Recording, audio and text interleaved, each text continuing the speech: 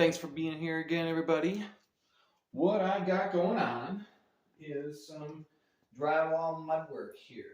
And there's always that debate. Do I use the stuff in the bucket? Do I use the stuff in the box? I like the stuff in the box. Few reasons for that, but I want to just get into, well, the problem is the box, it's a box. And you really always need to whip up the mud. So you need to have it in the bucket. One way or another, it's got to get in there. So square peg in a round hole. So your thought is naturally, okay, it's in the bag inside. So you think, just take the bag out and kind of wring it out, squeeze it out. A tube of toothpaste, something like that. Wrong. I will show you. And this might change the course of action on what you use. Fold the bag around the box like this. Okay? And any of you that's ever done this, okay, you're going to get it on your hands. It's what it is. But it's when it's stuck all inside that bag there, it becomes kind of a nightmare.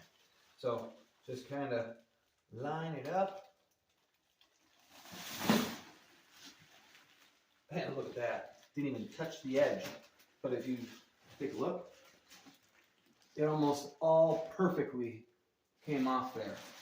So then the next thing I'm going to do here is I'm actually going to take that bag off there and wash it up.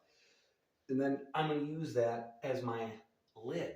So when you're using the stuff that comes in the bucket, you've got the lid on there, but then you've got this much air. So everything's always getting crusty on there, and you got to be careful because you drop crusties in there, and then it gets in your mud, you're striking on the wall. It sucks.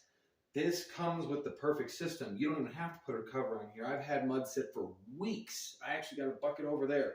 Been probably longer than that. I took it out of the garage. It still was wet because I had it all squeezed to the sides, tucked around it, and all you're doing is just giving it a little bit of a wipe down, but then you're ready to go. And if you look, it doesn't fill the entire thing up.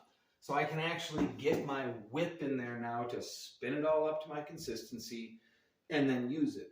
You buying the stuff in the bucket, it's all the way full. So you stick the whip in there and now you're making a mess. It's a long, tedious process trying to get that whole thing spun up, or it's partial, but this is why I use the stuff in the box. And if you want to use it, now you know how to do it so much easier. Thanks for watching.